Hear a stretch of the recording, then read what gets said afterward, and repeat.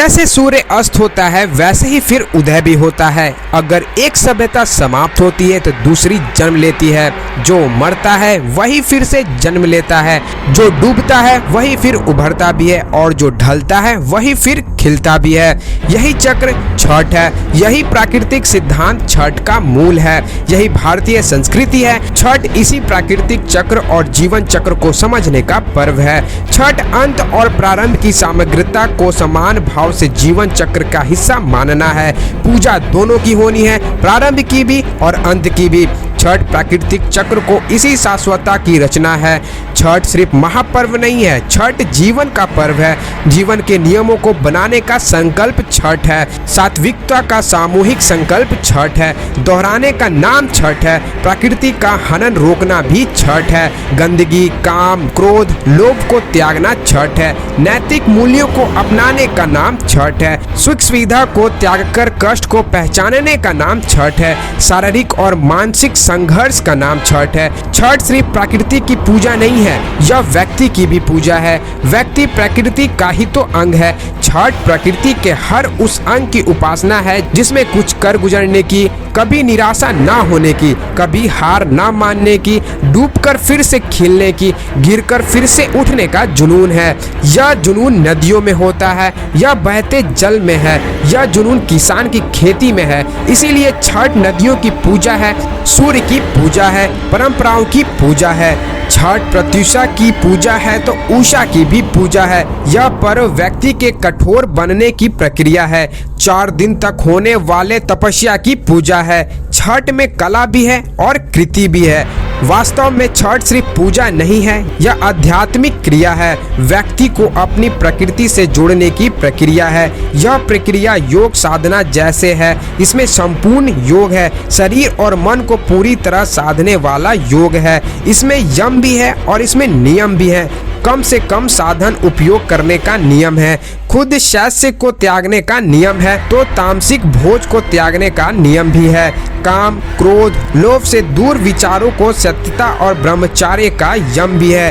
कठिन छठ व्रत बिना सांस उपासना के संभव नहीं है। सूर्योपासना सांस नियंत्रण से ही संभव है। नियंत्रण तो खान पान का भी है। अन्न जल त्याग कर दूसरे दिन अकेले में खरना ग्रहण करने का अनुशासन है। यह अपने इंद्रियों पर नियंत्रण करने जैसा है। ढलते सूरज भी स्वाभिमानी लगते हैं। ढलती गुजरती किरणें भी प्रफुल्लित सी चहक उठती हैं। अनावरत बहती नदियां भी इस अद्भुत मानवीय शक्ति को निहारती हैं। कुछ पल के लिए ठहर जाती हैं और अलौकिक आनंद में संघर्ष रम जाती हैं। जब सूर्य समाधि में व्यक्ति स्वयं निर्जल होकर सूर्य को जल समर्पित करते हैं तो प्राकृतिक और व्यक्ति का अतुल्य समर्पण के दर्शन होते हैं। व्यक्ति के प्रकृति को स्वयं से ऊपर रखने की दर्शन होते हैं। इस दर्शन से यह भरोसा निकलता है कि जब तक छठ है तब तक प्रकृति ही ईश्वर है। व्यक्ति प्रकृति का ही तो अंग है। छठ में व्यक्ति और प्रकृति का संबंध जैसे आत्मा और परमात्मा का संबंध दिखता है। छठ भारतीय संस्कृति के प्रति कृतज्ञता दर्शाने का दर्शन का भी नाम है।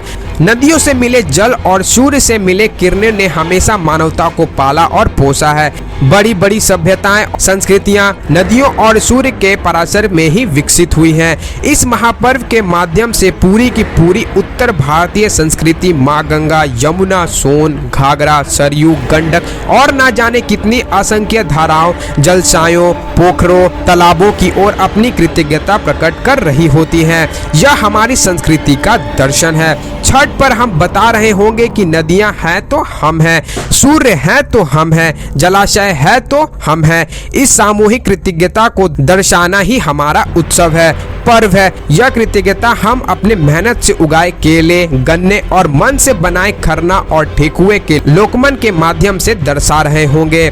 नदियों और सूर्य की तरफ मुड़ता समाज अपनी पुरातन सामाजिक चेतना को जगाता रहता है। जीवन शैली में होने वाले बदलाव से अपनी सांस्कृतिक चेतना पर आंच नहीं आने देता है। लोक संस्कृति ही समाज के संगठित स्वरूप का निर्माण करती है और उसे समय समय पर विघटन से बचाती है।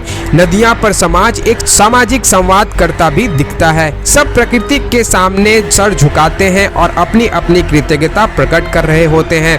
कौन किस रंग का है, किस जाति का है, किस वर्ण से है और कितना अर्थ लेकर जीवन यापना कर रहा है, यह सब सूर्य के सामने फेल हो जाता है। छठ पूजा न सिर्फ सामाजिक संवाद करती है अपितु समाज में आपसी आकर्षण बढ़ाकर समरसता लाती है। हमें जरूरत है तो छठ जैसे पर्वों को संभालने की, उन्हें अगली पीढ़ियों तक पहुंचाने की, लोकमानस के इस महापर्व को हर्षोल्लास के साथ मनाने की।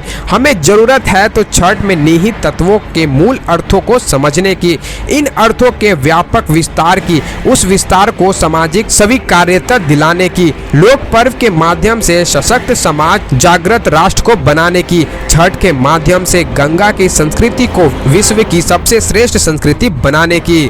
तो कैसी लगी आपको ये वीडियो कमेंट करके जरूर बताइएगा और इसे अपने दोस्तों में भी शेयर जरूर कीजिएगा और उन्हें बताइएगा कि छठ पर्व जीवन चक्र को समझने का पर्व है। तो चलिए मिलते हैं नेक्स्ट वीडियो में, तब तक के लिए bye bye and have a nice day.